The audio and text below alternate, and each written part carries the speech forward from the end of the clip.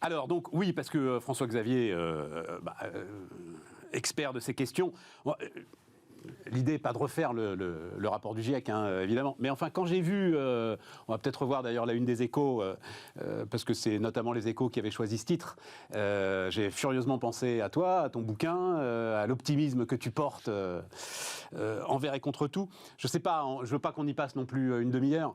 Est-ce qu'il y a des éléments là-dessus qui t'ont marqué dans le message envoyé par le GIEC, et est-ce que ça peut être là aussi peut-être un changement dans la façon dont on aborde le sujet? Oui, moi, ce qui m'a frappé, alors le rapport du GIEC qui est sorti, en fait, est une synthèse de 6 rapports précédents. C'est ça, on a vu tout ça, absolument. Il n'y a pas de nouveau sur le contenu, et je pense que ce qui est intéressant, c'est comment est-ce qu'ils ont communiqué dessus.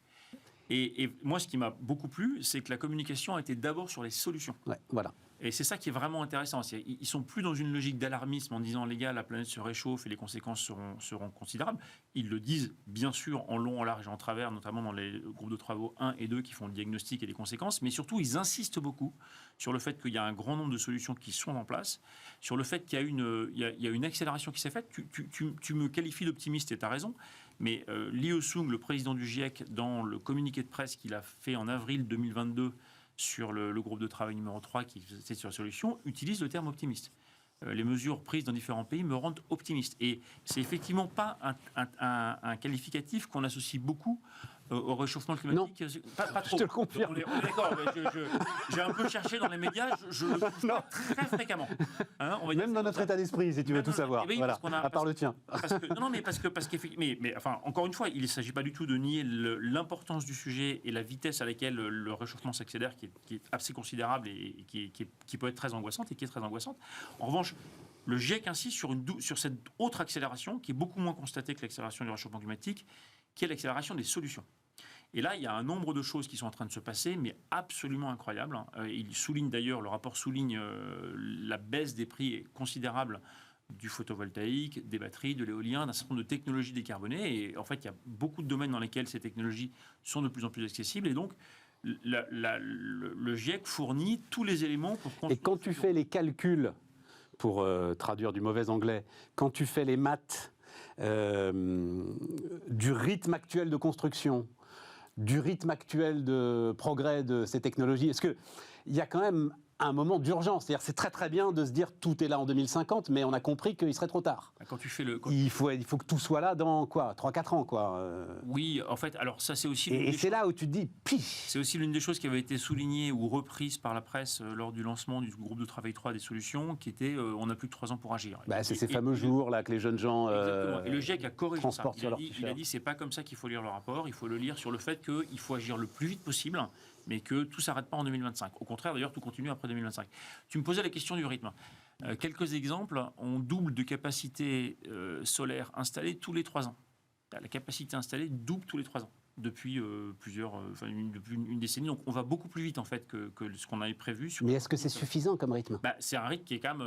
c'est un rythme... Si ça continue à doubler tous les 3 ans, oui, c'est suffisant, bien sûr. Oui, c'est bien sûr. C'est exponentiel en plus, doubler tous les 3 ans. Exactement. Monsieur le prof de maths. Absolument. Et donc effectivement, c'est les cases du jeu d'échecs. C'est les cases du jeu d'échecs. Absolument. C'est le truc super connu qui fait qu'en fait, en réalité... Mais on n'a pas 64 ans. Pour le non, faire. On n'a pas 64 ans, mais doubler tous les 3 ans, c'est à peu près... Voilà, c'est pas la retraite, hein, c'est les 64 cases du jeu d'échecs.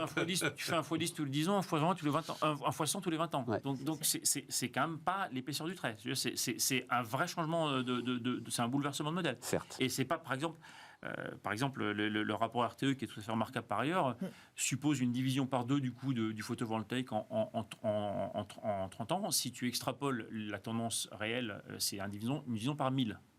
D'accord, ça c'est la tendance réelle sous les 30 ans, c'est division par 1000. Et donc, un effondrement total du coût du photovoltaïque. Et c'est la tendance actuelle, c'est division par 10 tous les 10 ans. Photovoltaïque et batterie, c'est la tendance depuis plusieurs décennies. Donc c'est ça sur lequel le GIEC insiste. Un autre exemple, on a souvent parlé du véhicule électrique. Le véhicule électrique aujourd'hui représente 13% des ventes de voitures dans le monde. Hein. Ils sont à 25% en Chine, on est très en retard par rapport à la Chine là-dessus. C'était 2% il y a 3 ans.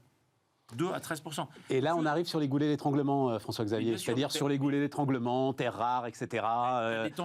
Oui, mais encore une fois, il y a une question de flux, une question de stock. C'est-à-dire que tu as une tension évidente sur le lithium, dont le prix est monté à des niveaux stratosphériques, et dont il est fortement redescendu depuis d'ailleurs, parce qu'en fait, en réalité, depuis son sommet, le prix du lithium a été divisé par plus que 2.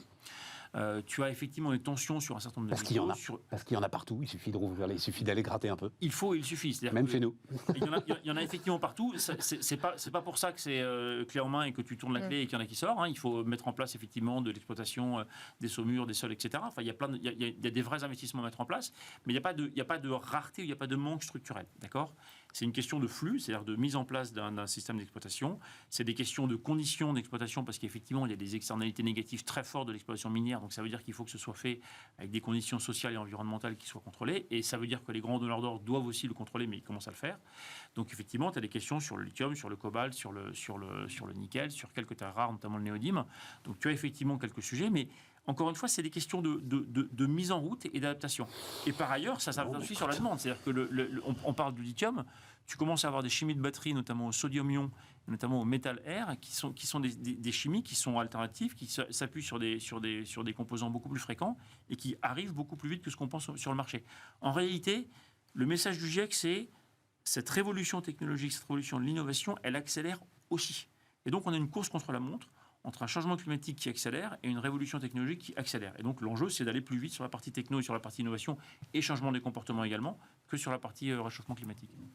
Alors, il me renvoie ça fait du bien quand même. Ah oui, il me renvoie la balle. Non, mais ça fait du bien. Voilà, ça fait du bien. Cette révolution, que j'appelle numérique, mais qu'on pourrait élargir, et dont on voit à chaque fois les externalités négatives en disant que ça consomme du CO2, ça produit des gaz à effet de serre, etc., et qu'on oublie les externalités positives que tu viens de décrire, mais il y en a comme ça des centaines, des milliers.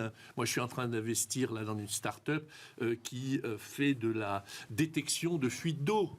Donc, alors on se bagarre là sur ces bassines et autres, alors qu'on peut faire d'énormes économies grâce à la révolution numérique, encore une fois, et à l'intelligence artificielle.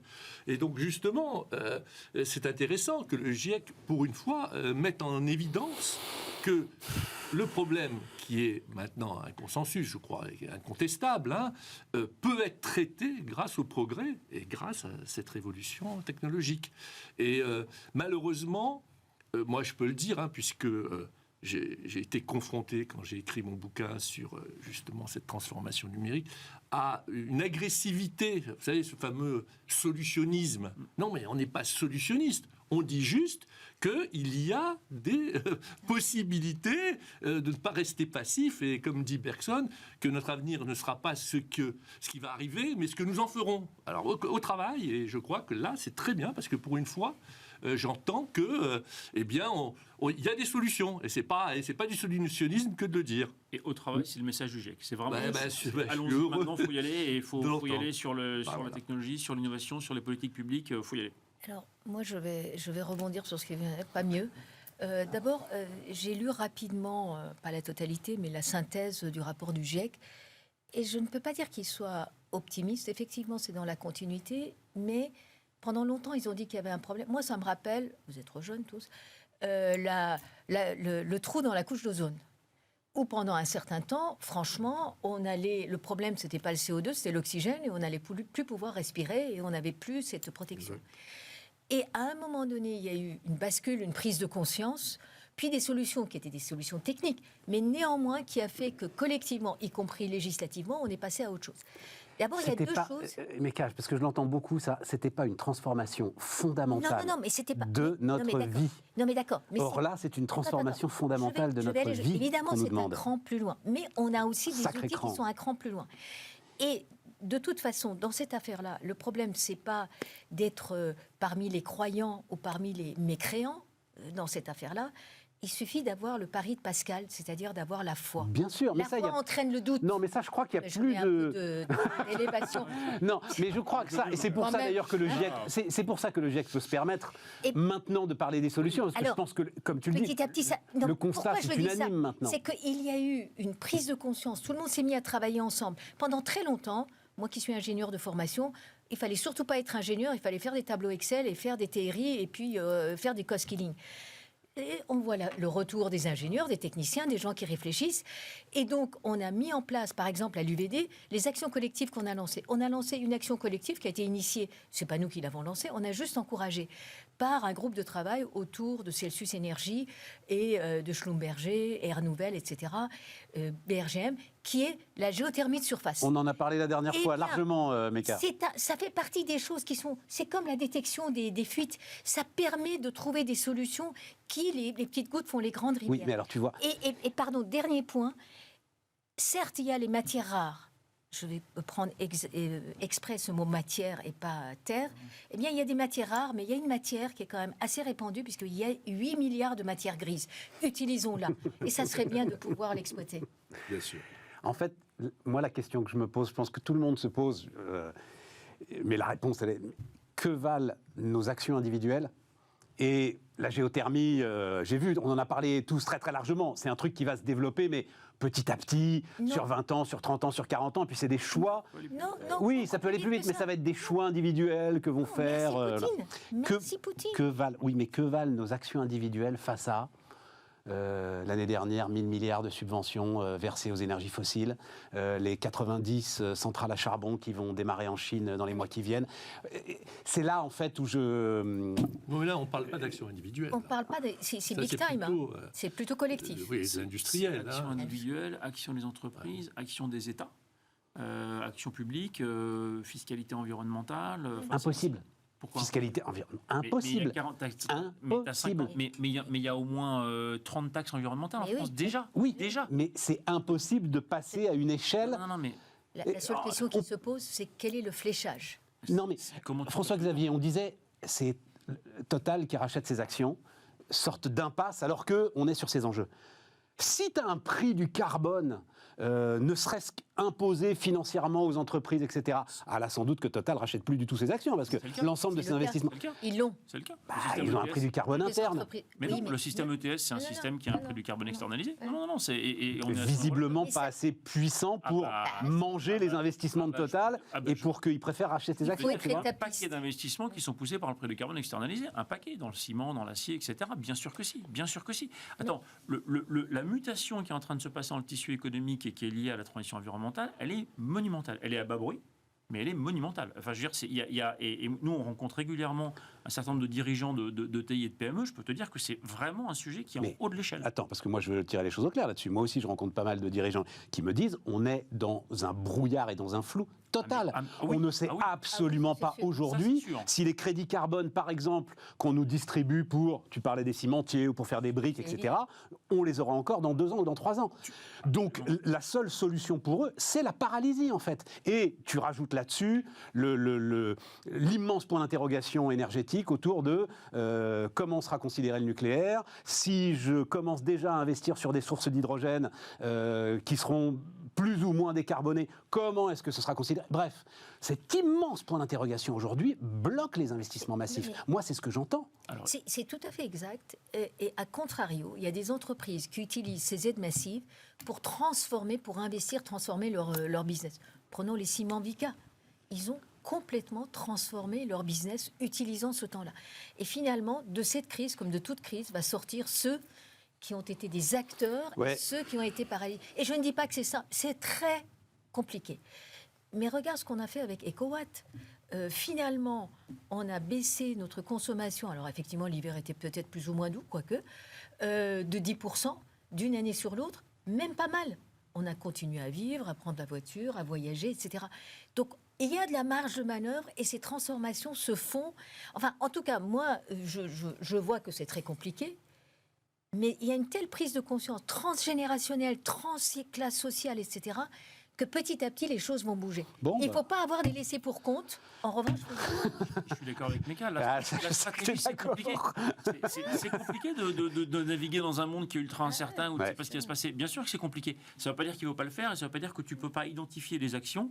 Si tu fais des actions d'éco-conception d'un produit et qui te permettent de baisser le coût de ton produit, tu ne vas pas te planter. Oui, mais quand le sujet, on en parlait autour de cette table il y a 2 jours avec le président d'Engie, c'est de décarboner le site d'Arcelor à Dunkerque. Tu as besoin d'avoir des décisions claires sur savoir si l'hydrogène que tu vas envoyer pour décarboner, il va être considéré comme vert ou pas vert. Voilà. Et là, il y a urgence. Mais il y a des technologies qui sont beaucoup plus difficiles.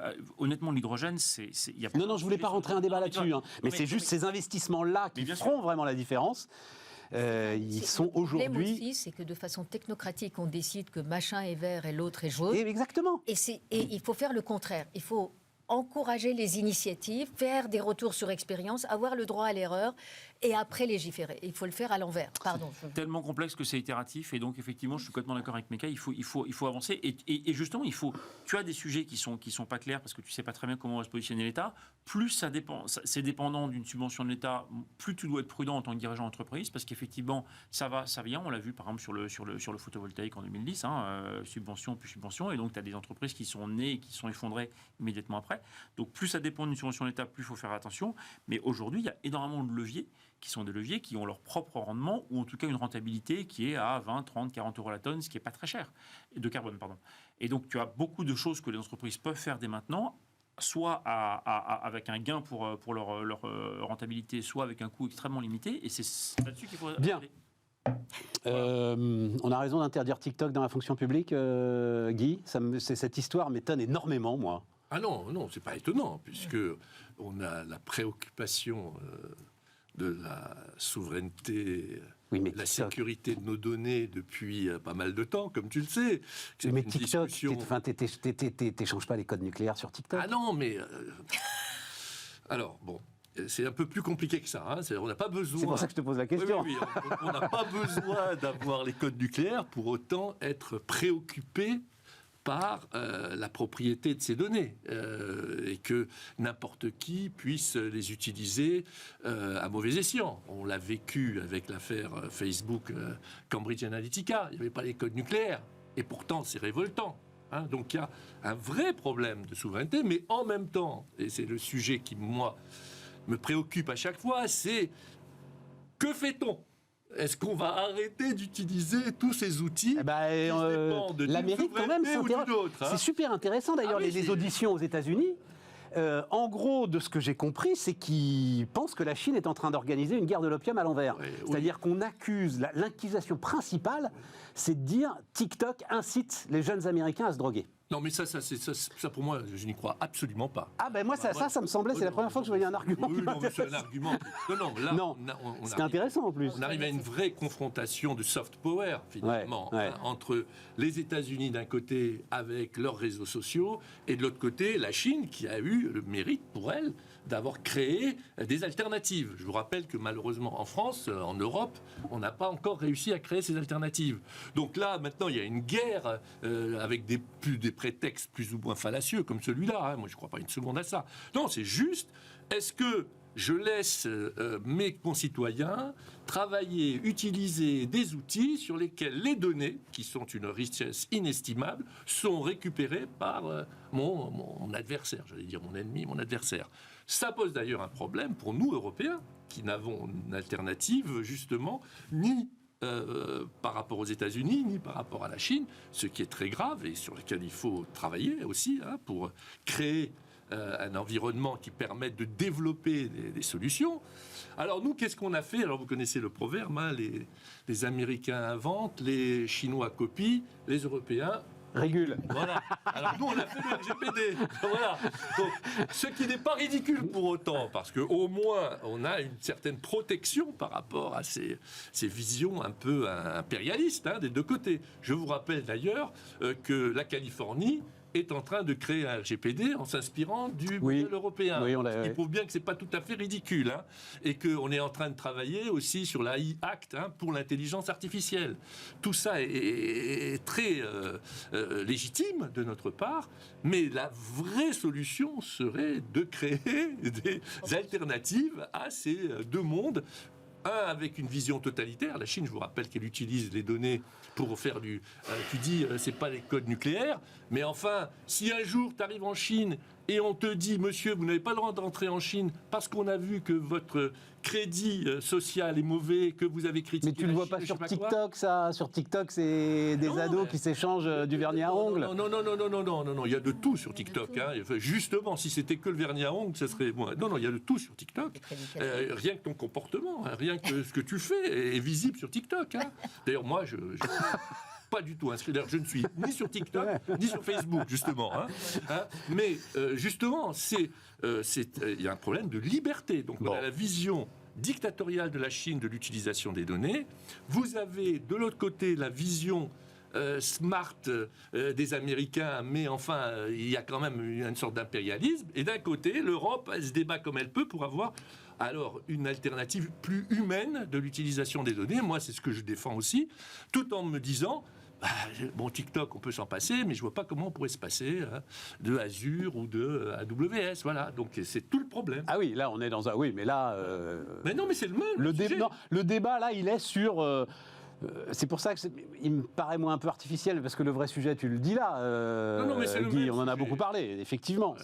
Ça reste c'est le cloud. C'est une question de souveraineté. C'est pourquoi est-ce que des données qui sont produites par un citoyen français puissent être revendues par un Chinois à je ne sais qui ou un Américain à je ne sais qui? Cette question, elle est fondamentale. Y compris des données de santé. Alors, non, parce que si... Je le rajoute, il faut juste le protéger. Méka, tu as un mot là-dessus? Mais... Parce que nos chers marteaux-piqueurs nous rappellent qu'il faut qu'on parle un peu d'immobilier quand même. Juste un mot pour dire que... Rapproche-toi un peu du micro, parce que... Les Chinois ont limité le temps d'accès aux réseaux sociaux. Aux jeunes, aux adolescents, etc., pour qu'il ait le droit à la déconnexion. Donc moi, je trouve que finalement, il faudrait peut-être qu'il y ait dans ce Cloud Act à l'européenne, que j'appelle de mes voeux, une espèce de limitation, un droit à la déconnexion pour tout le monde et pas simplement le gouvernement et les fonctionnaires. Oui, mais là, tu rentres dans un... Parce qu'on en a parlé aussi la semaine dernière, c'est très intéressant. Il y a un projet de loi qui est à l'Assemblée et qui, en fait, interdit l'ensemble de ces applications aux moins de 15 ans, sauf autorisation des parents. La question, c'est comment tu vérifies l'identité. Et là, tu rentres dans un débat qu'on a eu qui est absolument passionnant sur l'identité numérique. Là, Guy est là. Voilà, l'identité numérique, la biométrie, tous ces éléments-là qui te font rentrer dans un monde à force de vouloir complexe. Tout interdire, là, on a un problème de liberté. Oui, c'est vrai, il y a un problème de liberté. Attends, mais vous pouvez dire quand même que les parents sont là aussi pour éduquer leurs enfants. Oh, mais non.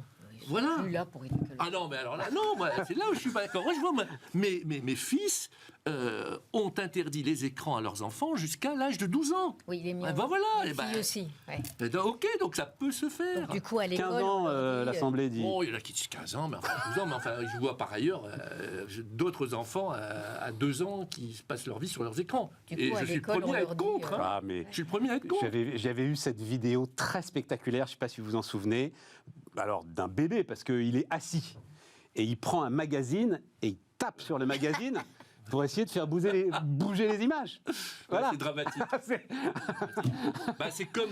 J'ai pas vu ça. C'est sidérant. Les pays où on n'apprend plus à écrire. Ouais. Je ne suis pas d'accord du tout. Bon. 5-6 minutes là, justement agrémentées par de temps en temps les marteaux-piqueurs. Juste logement pour tous, je ne sais pas comment en 5-6 minutes. François-Xavier, alors je ne savais pas que tu avais fait une note, un point qui m'intéresse beaucoup et je trouve dont personne ne parle, Méka, sur l'ensemble du sujet du mal logement, etc. et tout. François-Xavier dit la clé, c'est l'une des clés en tout cas, c'est dans les relations locataires-propriétaires. Absolument. Et la façon dont on les encadre et dont on les régule. En fait, l'un des sujets du logement dont on ne parle pas tant que ça, mais qui est absolument majeur, c'est qu'on a un taux de vacances en France, c'est-à-dire de logements vacants, qui est de 8,3%. Ça correspond à 3 millions de logements. Alors on se dit oui, mais c'est des logements paumés dans la campagne. Pas du tout. Le premier département en termes de logements vacants, c'est Paris. 100 000 logements, et tu as derrière, si tu regardes les départements, dans l'ordre, ça va être les Bouches-du-Rhône, le Nord, etc. Enfin, le Rhône, ce sont tous les gros départements français. Et c'est 75 le premier département? Oui, le premier département, 100 000 logements vacants à Paris, oui. Donc tu te dis, tiens, c'est peut-être plutôt que de construire un logement, plutôt que de construire un logement, comment est-ce qu'on peut rendre ces logements Habitable. habitables et habités surtout. Enfin, louable, on va dire. Voilà. Louables, loués et habités. Tu as raison, Et habités, en fait, et c'est ça. t'as assez curieusement, moi j'avais regardé ça effectivement il y a un peu plus il y a 2 ans pour Génération Libre, donc à titre personnel en impliquant avec eux. Et il y a assez peu de documentation sur les raisons de la vacance. L'une des raisons, en tout cas, qui est largement envisagée et esquissée, c'est la complexité et les défauts de la réglementation sur le logement, et notamment, par exemple, la très grande difficulté d'aller récupérer un appartement quand on a un locataire mauvais payeur. Et donc, le propriétaire ne veut pas prendre le risque locatif. C'est devenu un risque. Et oui, voilà. tu as en fait, tu as une incitation au logement, une désincitation à louer qui est liée à un risque locatif, qui est liée au fait que ton loyer est fortement imposé, qui est liée au fait qu'assez souvent, en revanche, la taxe foncière n'est pas très élevée en France, notamment dans certains endroits. Et donc, finalement, ton coût d'opportunité n'est pas si élevé que ça, ton gain n'est pas si élevé que ça. Et donc, en fait, tu as pas une énorme incitation sur le logement en location. Et donc tu as tout un travail à faire. Et à mon avis, qui devrait démarrer par ça, parce qu'avant de se dire on va aller construire des logements, on va faire des programmes, on va artificialiser les sols, on va développer. En fait, déjà, occupons les logements qui sont vacants. Et tu as tout un travail à faire autour de la simplification du droit des baux. Pourquoi est-ce que tu décides que les baux doivent être de 3 ans, de 6 ans, etc. Pourquoi tu ne laisses pas beaucoup plus d'autonomie aux propriétaires et aux locataires pour contractualiser, pour éventuellement, pourquoi pas, prévoir de la sous-location, prévoir 11 mois par an, prévoir ce qu'ils veulent faire. Et en fait, si tu redonnes de l'autonomie aux propriétaires et aux locataires, si tu donnes la protection aux locataires pour récupérer rapidement son logement... Propriétaire, tu veux dire. Aux propriétaires, pardon, pour récupérer rapidement son logement, si tu donnes aussi une protection aux locataires en cas de coup dur, en disant il y a une espèce d'accompagnement que tu peux imaginer pour que, effectivement, s'il y a des locataires qui se trouvent en difficulté, ils puissent être aidés avant de se retrouver à la rue, parce que c'est en fait l'exclusion du logement, c'est aussi l'un des principaux moteurs de l'exclusion sociale, et donc ça coûte beaucoup plus cher d'éviter que les gens se fassent expulser, donc de les accompagner au moment où ils sont en fragilité. Et donc si tu repenses complètement la politique du logement, tu as tout à fait la possibilité de remettre sur le marché une partie des 3 millions, 1 million, 1,5 million, 2 millions, pourquoi pas. Aujourd'hui, un taux de vacances de 2 à 3%, c'est le taux de vacances qui est constaté dans des pays qui ont des mécanismes fonctionnels du logement, comme le Québec par exemple. J'avais regardé. Encore le Québec. Eh oui, le Québec, ils sont à 3%. Ils ont. Mais mais c'est. Tu remplis, et c'est hyper simple en fait. C'est fondamentalement libéral, et donc le contrat est à la base de tout. Absolument. Et il faut que le contrat revienne à la base de l'accord entre les parties. L'accord entre les parties. Je trouve ça très intéressant, et en plus ça coûte rien en finances publiques. Et même, tu dis, je le dis juste d'un mot parce que je veux que Méca nous donne son avis. Tu dis justement la taxe foncière, il faut la gonfler, ils mettent tout un tas de choses qui n'y sont pas aujourd'hui. Mais ils mettent tout un tas de choses qui n'y sont pas aujourd'hui pour inciter le propriétaire à mettre son bien en location. Détaxer l'usage, taxer l'usufruit. Autrement dit, libérer, inciter au maximum à utiliser son bien. Je dirais pas mieux. Moi, non, mais on en parle assez peu de ces relations-là. En fait, on a créé d'abord, depuis 30 ans, en France, on a créé le propriétaire méchant, locataire gentil. Ouais. En oubliant que l'essentiel des propriétés qui sont en location appartiennent à des particuliers à qui on a donné des avantages fiscaux maximum qui étaient dans le prix d'achat, et qu'ils ont contracté un prêt qu'ils doivent rembourser alors que c'est un complément de retraite. Enfin, je boucle la boucle, voilà, pour expliquer tout ça. T'as raison. Deuxièmement, aujourd'hui, pour signer un bail, c'est tellement psychorigide. Je ne sais pas si vous avez signé un bail récemment, mais c'est à peu près ça, comme tas de papier. Et là aussi, je mets au défi quelqu'un de le lire dans le détail et de pouvoir savoir de quoi on parle. Et puis, on parle du logement en France, soit sous forme de l'accession, soit du logement social. On ne tient pas compte de toute la chaîne et de tous les besoins, ce qui d'ailleurs, ces vacances, ces difficultés, plus à cela va se rajouter des vacances de bureaux vides en périphérie, parce que si on détertiarise, c'est qu'il y a moins besoin de surface, donc on va vers les centres-villes où les loyers augmentent, et donc au détriment des immeubles vacants vides. J'ai vu un article qui parlait de 5 millions de mètres carrés de bureaux d'ores et déjà en périphérie. C'est pas qu'ils vont se louer moins cher, ils vont pas se louer. Il n'y a pas de demande, puisque les gens, on va plus à la campagne. Eh bien, quand on met tout ça les uns contre les autres, il ne faut surtout pas artificialiser, on n'a pas besoin, l'étalement urbain, on n'en a pas besoin, et il vaut mieux l'utiliser parce que, contrairement à ce qu'on pense, ça fait augmenter les loyers, et c'est l'effet inverse de celui recherché. En fait, ça met la pression sur le prix, puisque le marché n'est pas fluide. Et vraiment, il faut regarder ce logement dans un sens global, avec toutes les modalités de logement, parce que avec le travail, c'est le début de la dignité. Le fait de dire, j'ai la clé de chez moi, et que je suis considérée. Et il ne s'agit pas simplement de faire de la charité. Ça Non, mais en plus, ça donne que comme bonne tu le dis très justement, entre l'accession à la propriété et le logement tout le social, truc. ben, il y a l'ensemble des locataires, quoi, Et et de toutes notamment sortes. des jeunes qui se lancent dans la De vie, toutes enfin tout un tas de choses. La colocation, mais tout ça est d'une psychorigidité qui, d'ailleurs, c'est d'application des règles et des formes. Un logiciel de location immobilière, c'est un truc d'une complexité exceptionnelle. Par ailleurs, je pense qu'il faudrait qu'en matière de réglementation, on aille vers une réglementation par immeuble et pas par destination dans l'immeuble. Parce qu'on ne pourra pas faire des mixités d'usage si pour les bureaux on a une réglementation, pour les logements un autre, pour le commerce, pour les lieux recevant du public, etc. Il faut que qu'on prenne les règles les plus drastiques. Ça fait mais partie par aussi immeuble. des solutions de François Xavier. Bon, ben on reparlera de tout ça. Oui, ben on se remettra ensemble et puis on reparlera de tout ça, effectivement. Merci Guy, merci Mecca, merci François Xavier. Merci Stéphane. Merci à tous. Demain, tiens, d'ailleurs, on parlera largement de la Chine aussi, puisque c'est Nicolas Bavrez qui vient nous voir assez régulièrement, qui est installé. Qui était installé à Hong Kong. Oui, je crois qu'il est toujours installé à Hong Kong. En tout cas, là, demain, il sera à Paris.